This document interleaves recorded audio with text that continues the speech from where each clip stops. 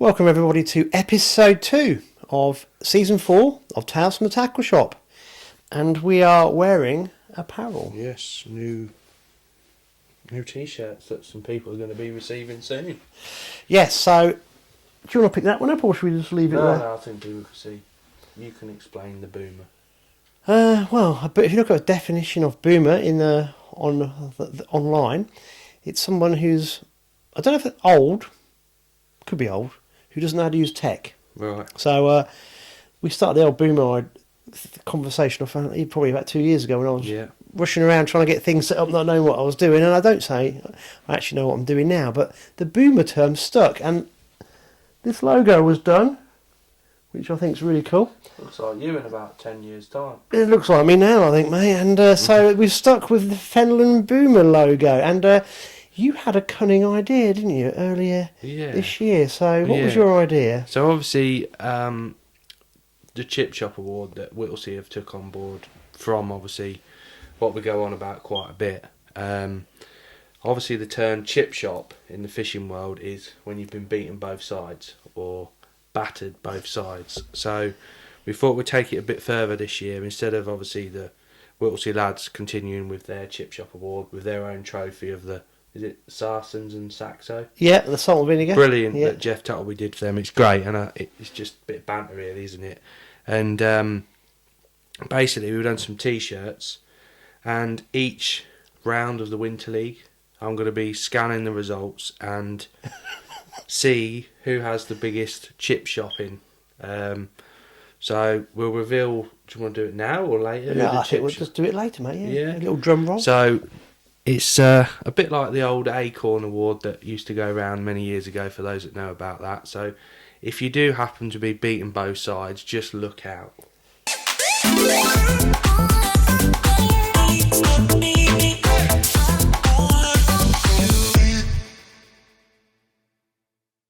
Expect one of these. A present coming your way. Yeah. So hopefully people take it the right way. It's not intended to be, but it's just a bit of friendly banter. We have around 60 t-shirts, that's all I'm saying. Yeah. So look out. So that's the first thing. So one or two of these will be flying around the fens in the post. Yeah. So, or collect them from the tackle shop. If you come into the shop, you're going to get picked on as well. Or if anglers have seen a proper chip shopping somewhere else, then let us know. Yeah, get in touch with Alex.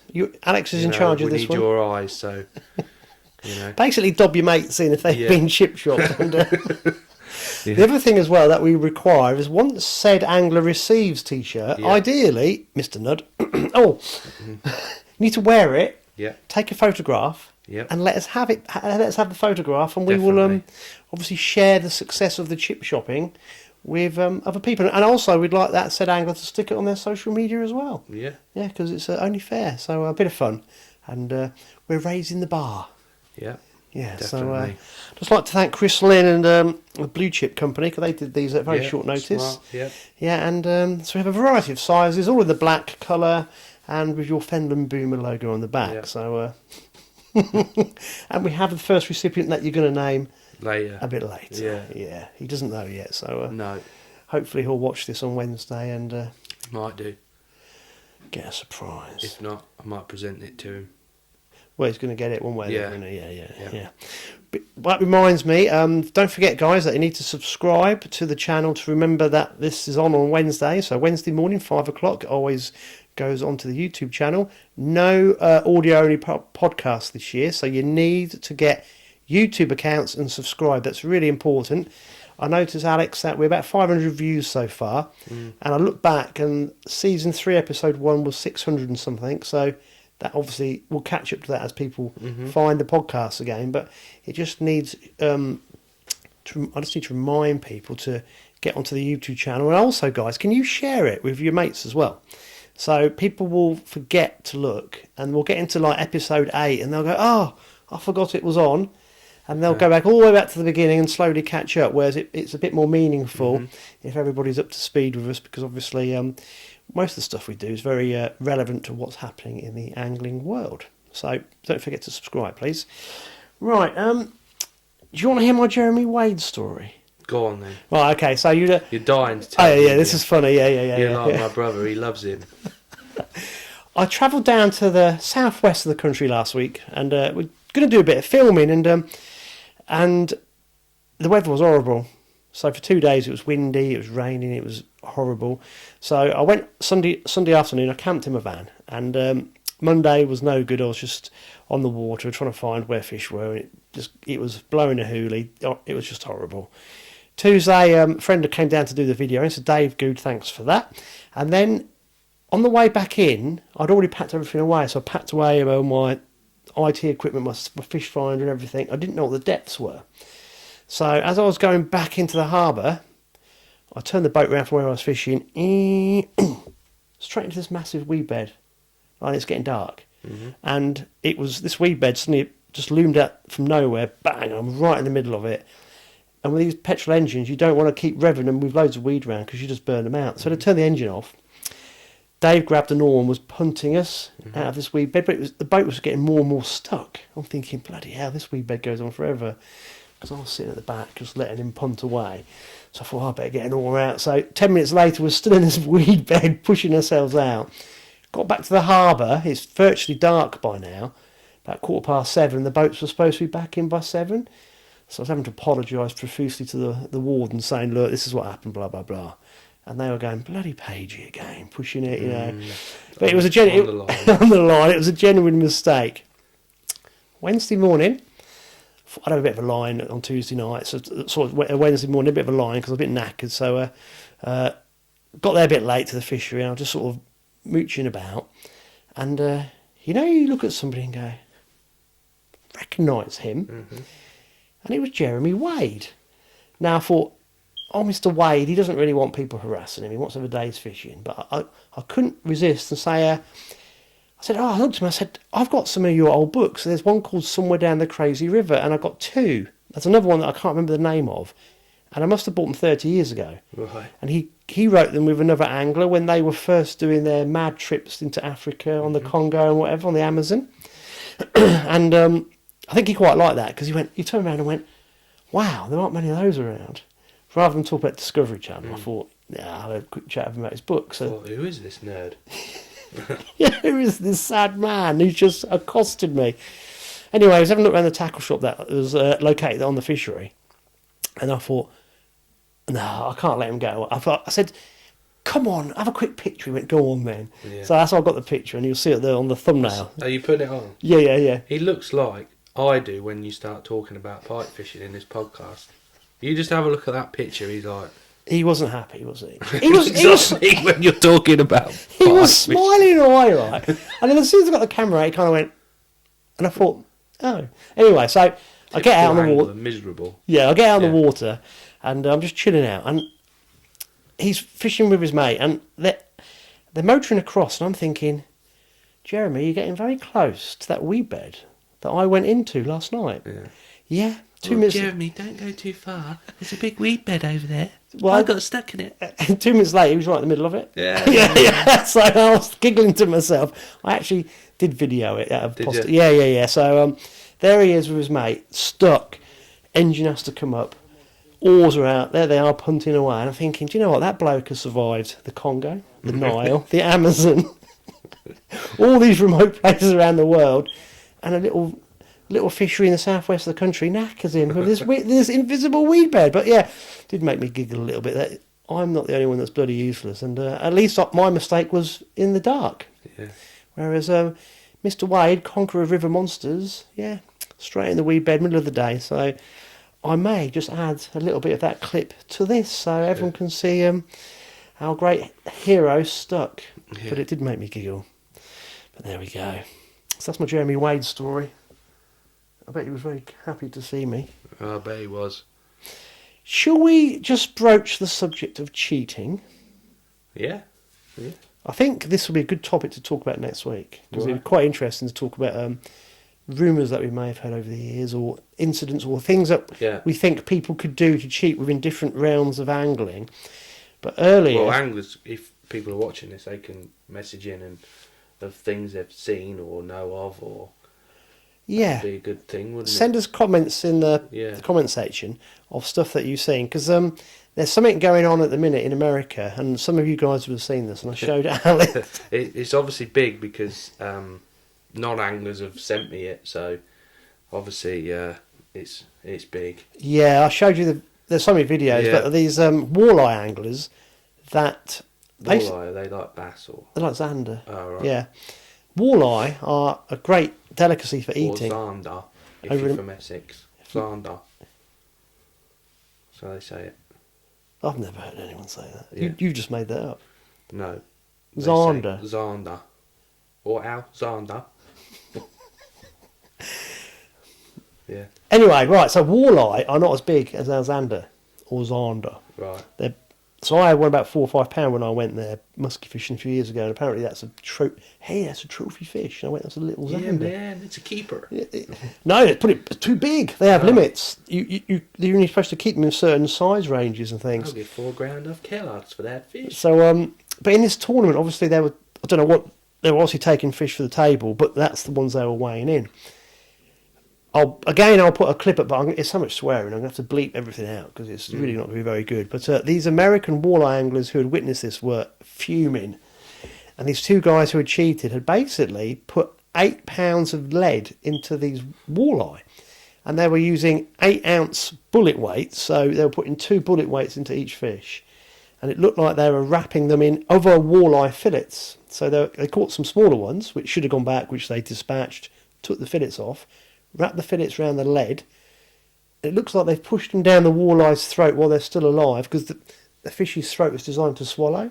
Mm-hmm. So, I mean, this has got a lot of implications.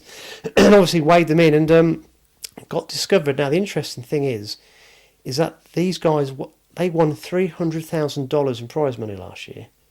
So it just begged the question, how much have they cheated in the past? And their total prize money is over $3 million. So, obviously, this is big news in the... Where do they get the leads from? Be sea fishing shops, won't it? Yeah. Well, surely someone must buy them going, doing with all these leads. Well, I suppose if you're sea fishing, you lose them. That's not a lot. I don't know. I honestly don't know. But you should look at the video, you'll see these drilled bullets that have been... They're huge, aren't they? We all fucking do it. Look at that. Jesus Christ. A filleted fish. Look at it. This is a fillet. This is a walleye fillet.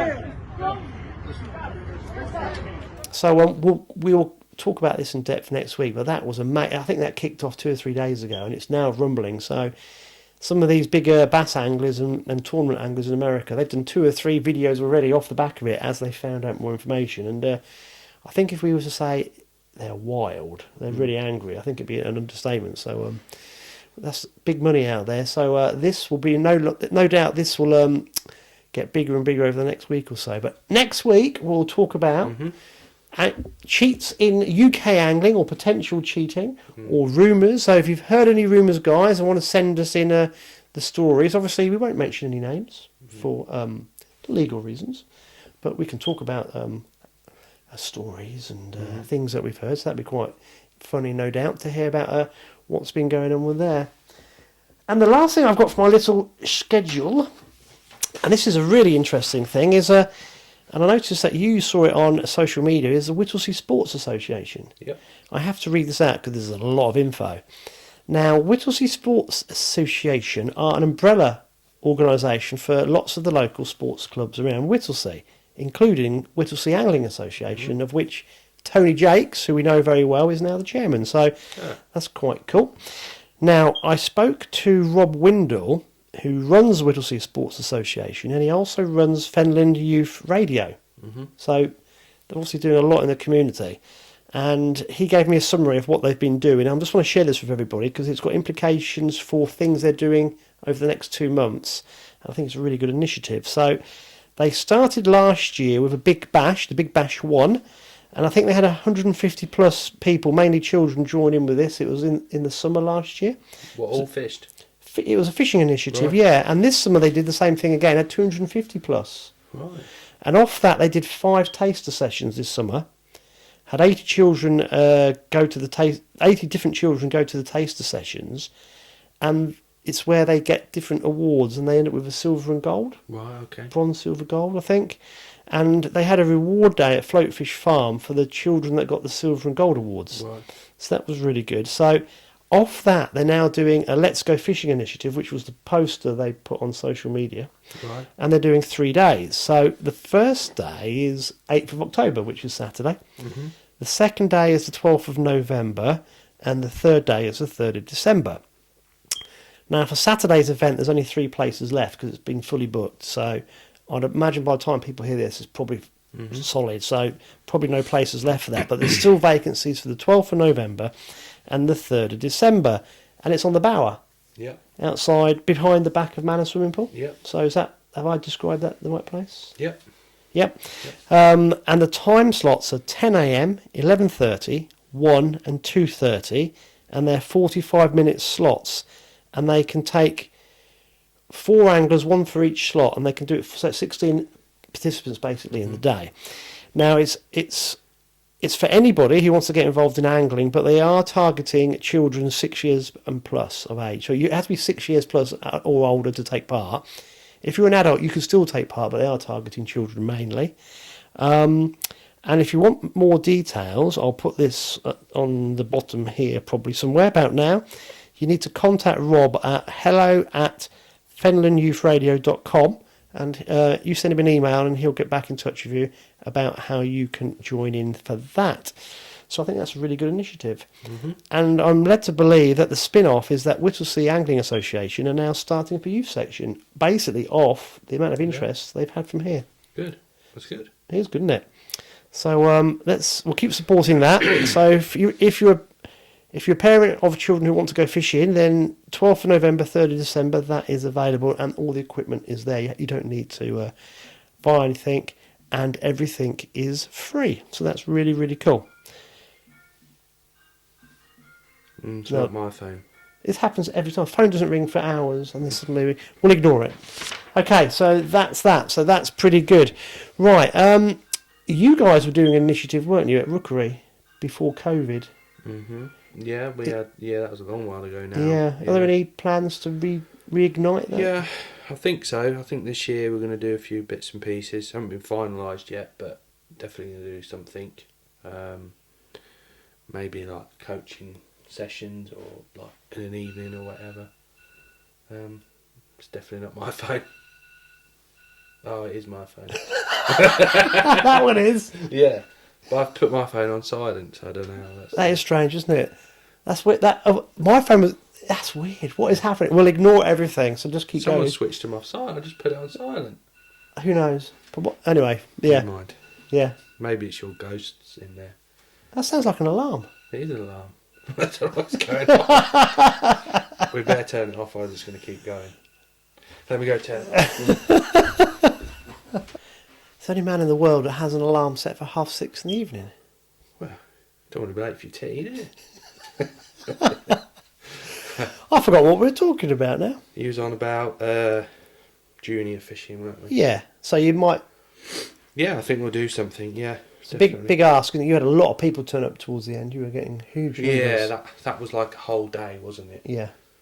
It was very busy, very, very busy, so we'll see. Well, I think this is where angling clubs are going, because I know Whittlesey are putting 2 anglers through the coaching awards.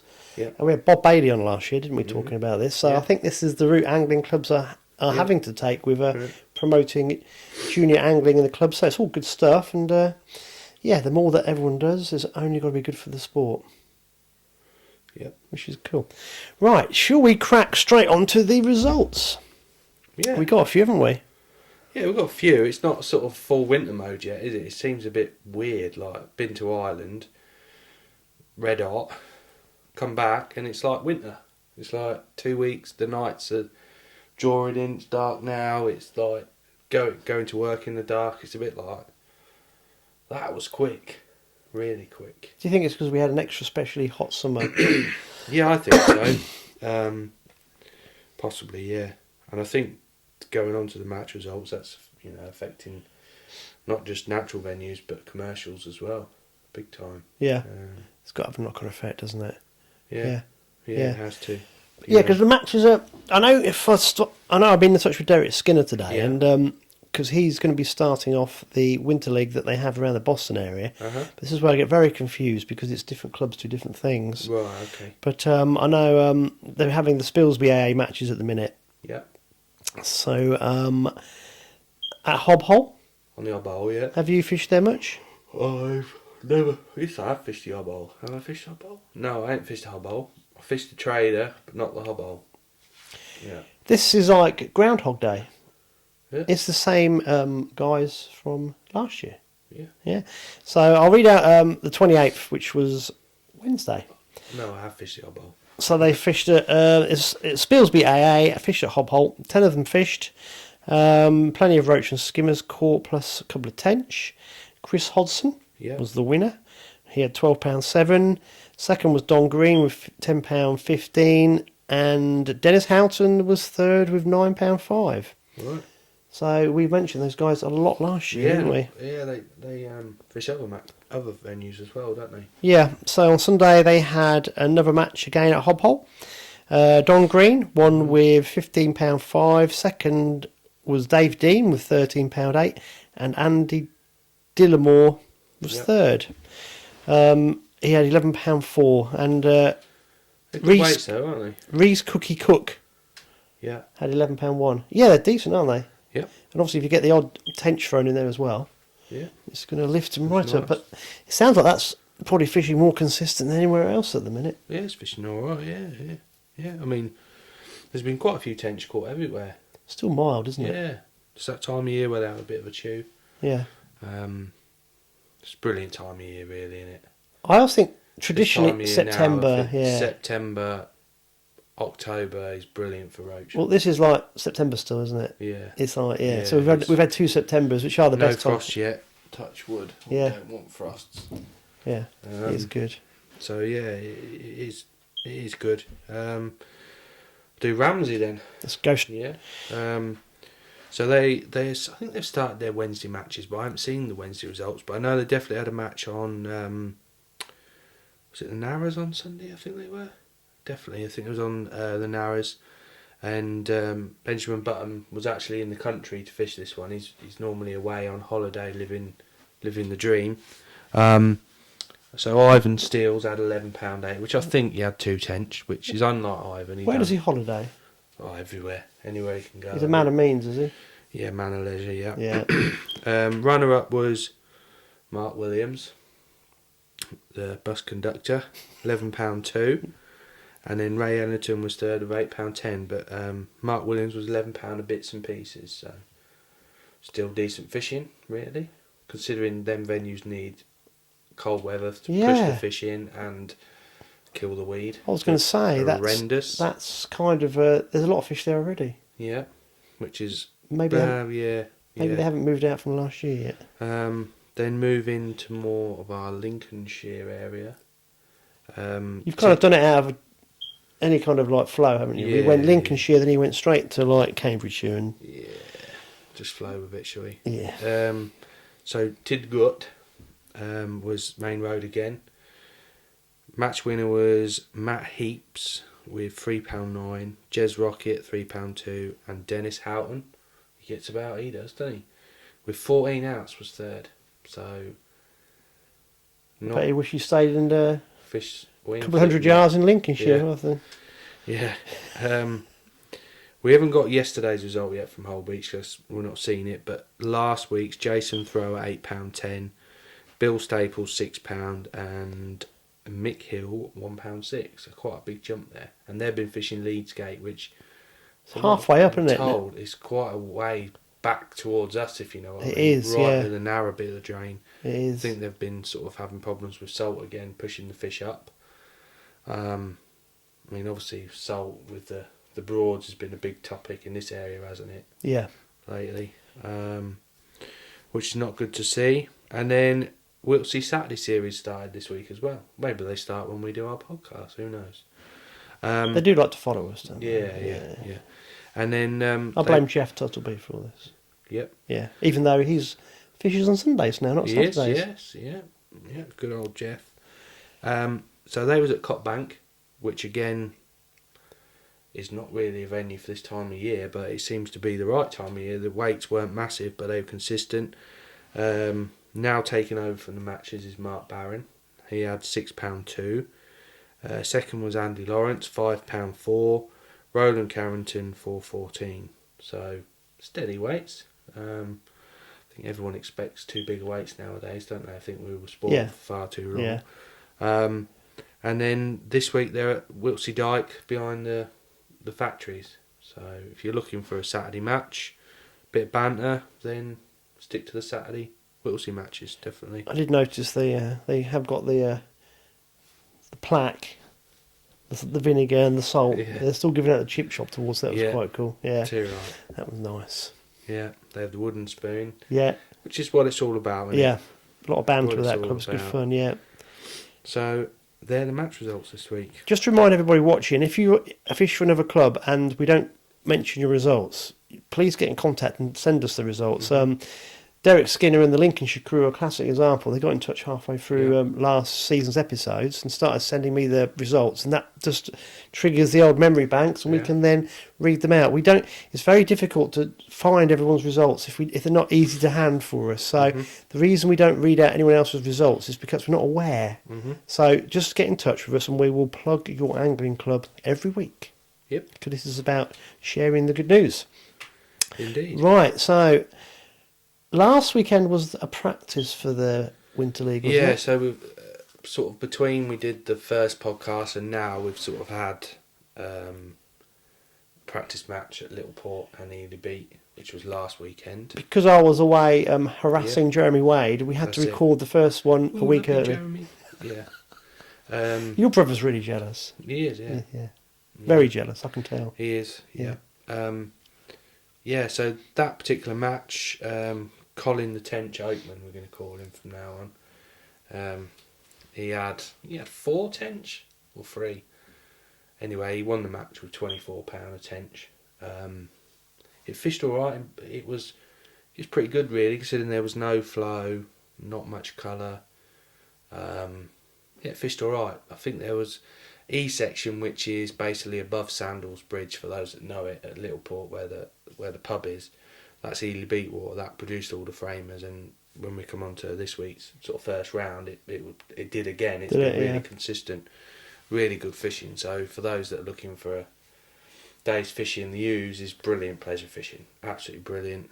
We had quite a few practice sessions, and pleasure fishing is totally different to a match. I was going to say, it didn't do any good, did it? No, it didn't. But it was couldn't nice. resist. Yeah. It was. That's all right. You'll get it back. Don't worry. Oh, Jeremy. Oh, can you sign me autograph, Jeremy? So moving on to this week's match results. Personally, shocking.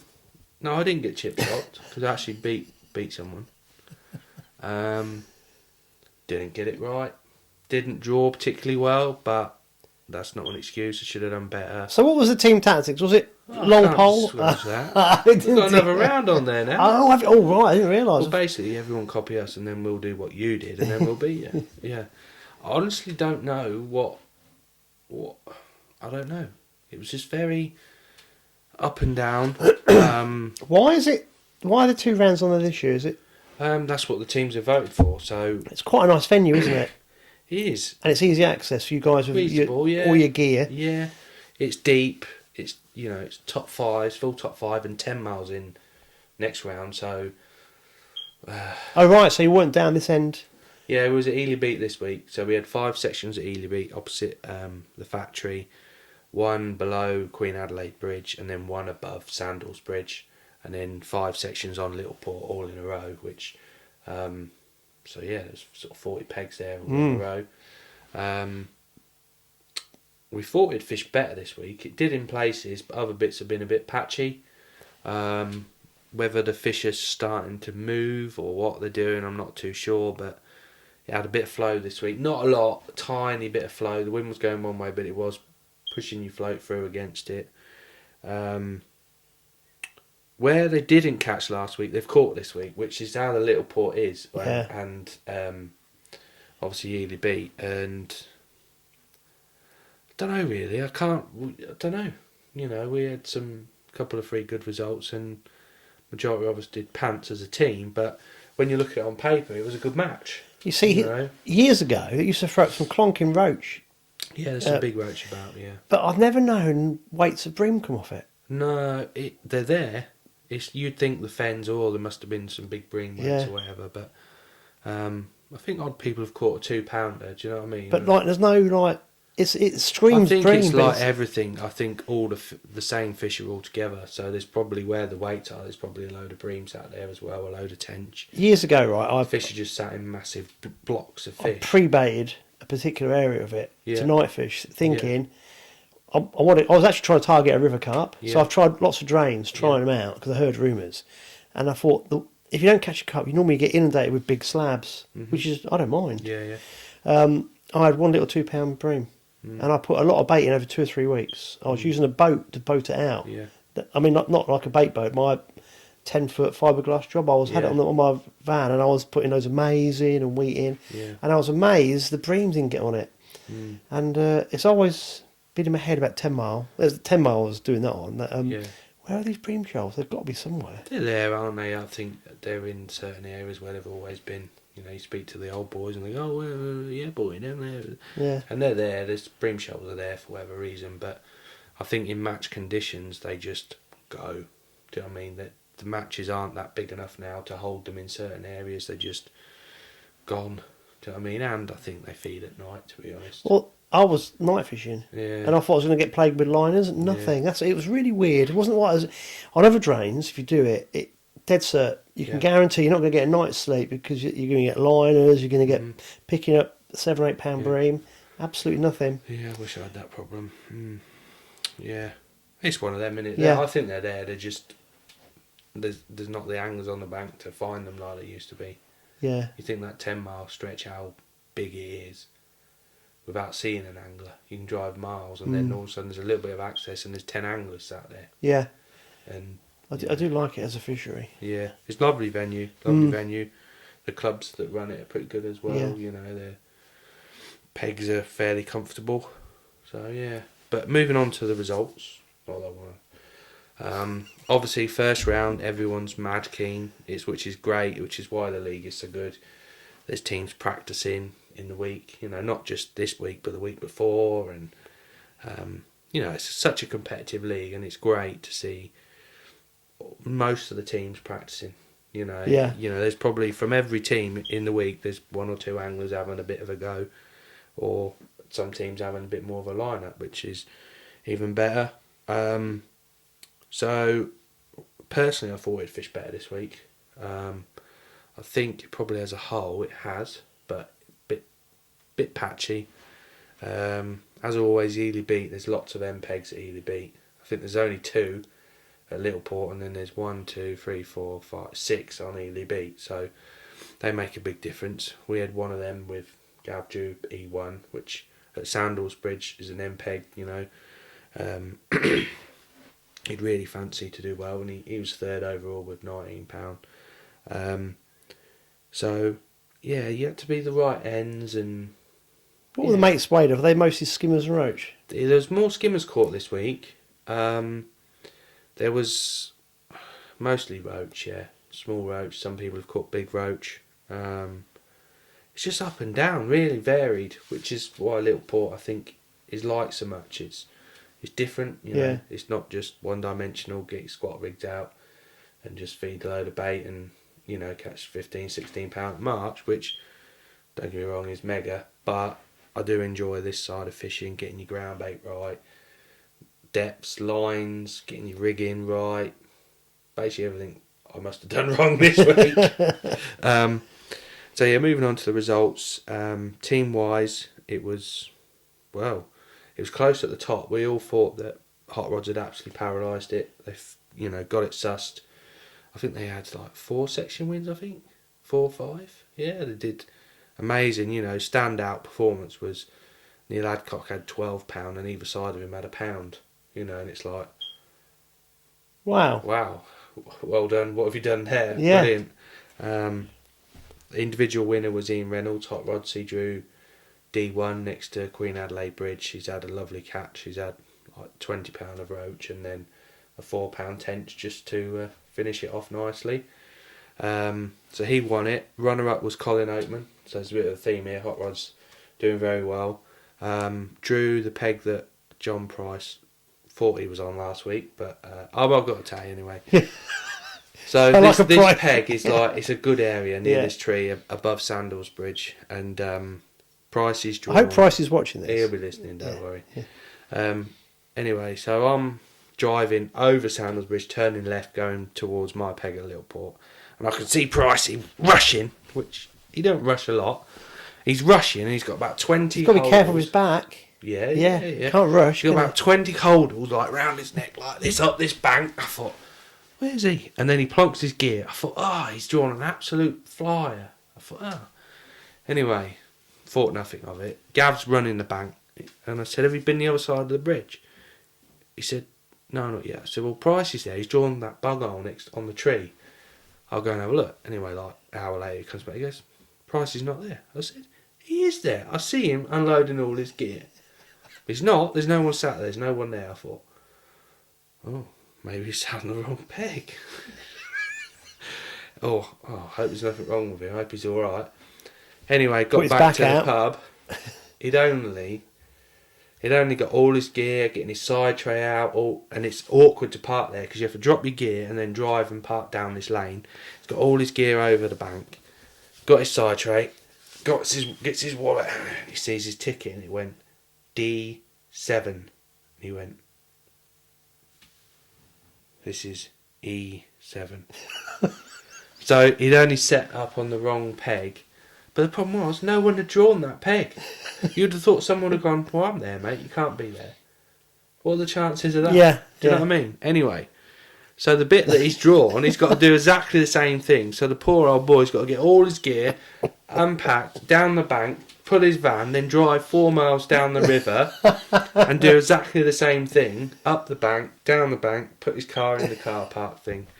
So yeah, anyway, it was rested last week.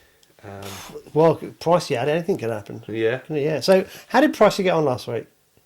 He had £5. Did he? Yeah. Whereas if he'd have probably sat on that peg, he probably would have caught £6 or more. Do you know what I mean? He's going to have a go at me when he sees me. Yeah. Is he coming? He'll have a go at me. Is he coming for a curry Wednesday? That's it'll be too late. Well, Wait, it won't be too late if he watches it early. Yeah. You'll have to let him know. We talk about eels again, can't we? I was going to say, did any eels come out? Yes, there was a few. I actually caught one, thank God. I was going to say, it's Yeah, if I didn't, I would have been last. Anyway, so Colin Oatman had 22-13. And then Abby Kendall had 22-11. She smashed it up, had some big skimmers, some roach. Lovely day's fishing, really. Gav was, third in section, fourth in the match, £19. And there was... And this is all from the same section? Yeah, all in the same section. And then there was a couple of 17s, I think. So yeah, fished well. Yeah. Fished really well. So team-wise, as you can probably tell, Hot Rods did amazing. When I was driving back, I thought, oh my God, they're going to have like a silly score of about 16 or 18 or something like that. And it turned out that Peterborough had done very well as well. So it was like, oh right. And it turned out that Hot Rods had 27 points. Peterborough had 28, which is brilliant. Because, they're a new team. They did well in the National. I know we joked about it, but, whereabouts it ended up, we still don't know. But, they're putting the effort in. They've got a big squad of hungry anglers that want to fish. They've got anglers practising at 10 mile, the ones that didn't get in the team, which is brilliant. Which is what team fishing's all about. Well, Peterborough's always been a very strong match angling area, hasn't it? Yeah, it's great. And to see them come second was, brilliant. Was brilliant. Third was Matrix Image. They had 33. So it was like, right. And then, somehow, I don't know how, but we come fourth. Which, on the way back to the pub afterwards, I was thinking, game over. I thought we'd be like sixth. Honestly, we had some real bad scores, and me being one of them. And very sort of. How many points did you have? 47. I know. Yeah. That's a big score. It is, yeah. Very big score. So, well done to the teams that got it obviously nailed on. Stanjay were 5th. They tied with us, but I think it goes on section wins, then weight. And then 6th was Mark 1 white, then Mark 1 black, and then 7th was Stanjay silver. So, bit of a weird match, personally and for the team. Got to put it right for the next round. We've got a practice match this week at 10 Mile and Littleport again. And hopefully we can claw some points back. Yeah. I'm hoping, because we used to fish 10 Mile quite a bit back in the late 80s, early 90s, but it used to fish, I think it used to fish better November time. It's colder then though, wouldn't it? And these roach would certainly start to shoal up near the old windmill bridge and railway bridge. Railway bridge. There's an old windmill behind it. Yeah, that. So I think we're fishing Modney Bridge. So the railway side, which is the main bridge. And, yeah.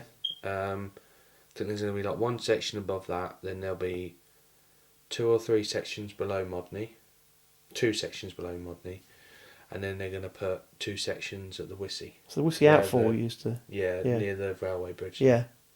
Yeah, which is hopefully that's the opposite bank to what Littleport is. So you hopefully have backwind. Whereas Littleport's always in your face. So I think the talk of being a bit colder by the end of the week. So we'll see how it responds to that. Just needs. We said this last year. It needs rain. Do you think? Unbelievable. We had to do some rescuing on Saturday because the stock ponds are literally bone dry. What, at your place? Yeah, literally bone dry. So all the fishing down one end, and we're to move them this weekend. So unreal, isn't it? You know, Kelvin's lived there all his life and never seen them like that ever. So it's crazy, isn't it? Yeah, it is. Have you got any match results for the rookery? Yeah. Before I move on, I think we should do. Oh yes, Chip sorry, Shop I was getting Award. ahead. Yes. So, thankfully it wasn't me. So I've scoured through the results, and I'm sure this angler won't mind me calling him out. One. His Prestigious, first one, actually. First one Yeah. So, to ever receive or get announced. And it's one of our team members. So makes it a bit easier. Yeah. Yeah. So Stephen Slater, or Slates as everyone knows him. I think he had £10 one side and £9 the other, and he had £4. So that is a right royal battering. So he's going to get his t-shirt soon. Yeah, and we've got some mediums to get rid of, and he's only a small bloke, so another reason why I give it to you. That's the main reason. So he might be avoiding you you've this been week. chip-shopped. So we'll get a picture of him with his t-shirt. Yeah. I'll ring Perfect. him on the way home and tell him. The good news. Before he goes, you bastard. Or I might just leave it and see if he actually listens to the podcast. Yes. Leave it. Yeah? Yeah, leave it. Yeah. Yeah, definitely leave it. Yeah. It's been a bit of a test, isn't it? Yeah. Probably If he never doesn't listen to it, again. one of his mates will contact him. Oh, yeah. Yeah. So if you're one of his mates, actually message him instantly you hear this. Because that would be even funnier. Yeah. And then he'll have to watch the podcast. Don't tell it, actually, this could evolve. Yeah. Don't tell him exactly what's happened. Just say you've got a really good mention on the podcast and you've got a prize coming. Yeah. But you have to listen to it to find out what your prize is. That's a good one. Yeah. I like that. Oh, dear. This is going to go one way or the other, isn't it, very quick? Yeah. Yeah. I hope we don't offend someone, but I think everyone will. If they do, If then they don't, well, whatever, innit? it's only a bit of fun. Yeah. Yeah. It's a bit like Mr. Jeremy Wade when he sees his little video of him punting Yes. out of the wee bed. In Cambridge, did he? Probably get offended by that as well, but I don't know. Yeah. Yeah, rookery. So, still quite a few matches happening. Obviously, loads of club matches. Still fishing all right. We've got a lot coming up with obviously winter leagues. There's the individual winter league on Sundays. I think there's 7 rounds with your best 5 to count, which is just a standalone winter league. So hopefully we get a few interest for that. It's not mega money to enter. A lot of winter leagues are a lot of money, but this is just like friendly. Hopefully introduce a few new anglers to the fishery. It's just £30 entry. Obviously, we've got teams of 3, which we've been running for like 4 years now. Yeah. Your dad got his team in? Yes. Yeah. Well, he's not sure if Tony Watling's fishing. He's not sure if he's still alive or not. But we haven't seen him for that long. He's been at Buttonhole, I think. Buttonhole. Buttonhole. Yeah. I see he gets out there. And then we've got we've always used to do a 2-day final, like qualification type thing, which we're going to do that again. I think with COVID and just sheer numbers through COVID, we were getting big match attendances. We're going to go back to that qualifying system where you have to win, or say you come second and the guy that's won has already qualified, you sort of through to the 2-day final, which is in April. So hopefully the fishing will be improved for that time of year. Sort of 40 anglers over 2 lakes. So yeah, we've got a bit coming up. We've got the FA Super Cup pairs, the 15th of October. So hopefully there'll be a few pairs booking for that. Again, any angler can enter that. So if you're looking to compete against some top anglers, then give it a go. And then next year we've got quite a bit coming. We've got UK champs again, which is good. That is good, yeah. Yeah, that went really well this year. For those that haven't seen it, that was on BT Sport. Great bit of coverage. Local angler Ben Townsend won it as well, so that was good. And we should have the Ladies National, so that'll be good as well. That will be good. Yeah, there's a few other bits and pieces coming up, but yeah. Did you have that a couple of years ago? Was it another ladies' tournament where they stayed in the lodges? Yeah, that was just a rookery event. Right. Whether we're going to have that this year, I don't know. I'll have to speak to Abby, or we'll sort something out. And then we've got Fish South. We've got some Fish South qualifiers as well, I think. So, yeah, bits and pieces as well. That's good, isn't it? Good. Yeah. As you were talking, we had a bit of an outline for doing the podcast slightly different this year. I've completely forgotten to remind you, because we're going to start doing some products, aren't we? Yeah. So I know we touched on it a bit last year, but I think people found it quite interesting. So once we get into the podcast as well, we'll get Alex to bring some products. We're only going to do 2 or 3 at a time. Yeah. And we'll try and link in the description of how you can actually purchase them as well, because that kind of makes sense. So as we get going, Alex will bring in some products that are sort of relevant for that time of the year. Yeah. So it'll either be commercial based or natural based, depending on what's happening. But if you guys let us know what you want to see as well, then it gives us an idea and we can get that organised. So, yeah, I know it's not quite relevant to what you were talking about, but as soon as you mentioned about rookery, I was thinking, that's something else I forgot as well. I've got lots of things going on. And guests, we're going to have a few guests on as well. Hopefully, yeah. I saw Spolt. You did? Yeah, at Tesco's a couple of weeks ago. I was talking to an ex-colleague of mine, and lady, and she left a few years ago, and Spolt walks up, and I was talking to her, and I said, "Oh, you're right, Spolt," and her face was like, "You know this bloke?" "Oh yeah, he's jumper with holes in and covered in dog hairs." He goes, "All right, mate." Yeah. I said, "I'll get you on the podcast." He went, "All right then, yeah." He's went up for it, yeah. But the look on her face was, his hair was bigger than normal. Yeah. It was everywhere. It was brilliant. I think he does it on purpose, just to... His quality and his character. Get reaction, So we'll get a few... I think what we'll do, we'll have a few guests we had on in season 1, because it was all audio. Yeah. It'd be quite cool to get everyone on video, so we'll get Spolt on. See if we can get Polly on again, shall we? Yeah. Yeah, we'll get a few more. If anyone's got any ideas of people that we'd like on, let us know. We could have a few more repeats. We had Cheesy on, didn't we, the first year? Cheesy Bob, yeah. Yeah. Trying to think Not who easy being cheesy. Yeah, we could Mr. Bob Fitch-Tench. I think it'd be quite nice to Guess what? He caught a tench at the weekend in the match. Which match? In the Winter League. Who's he fishing for? Stan J. Silver, I think. Is he? Yeah. Well, what, he'll have worms on, won't he, and all sorts. Well, he's the man. He's the man. He goes for it, doesn't he? Big fish. He sticks it out. He doesn't mind waiting a bit. They say that Dave Danger Mouse Yardy, they say he's got a tench whistle. But I reckon it only works on the U's, because that's the only place he seems to catch him, whereas Bob's got one for every venue he goes to. He's been around before, hasn't he? Prepped them and says he's done a bit of practice, know what they want. Yeah. Yeah, he'll go for it. Right, I'm sure I had a million things to say, but I think that is it. We've covered a lot. Yeah. Anything else that you would like to? No. No.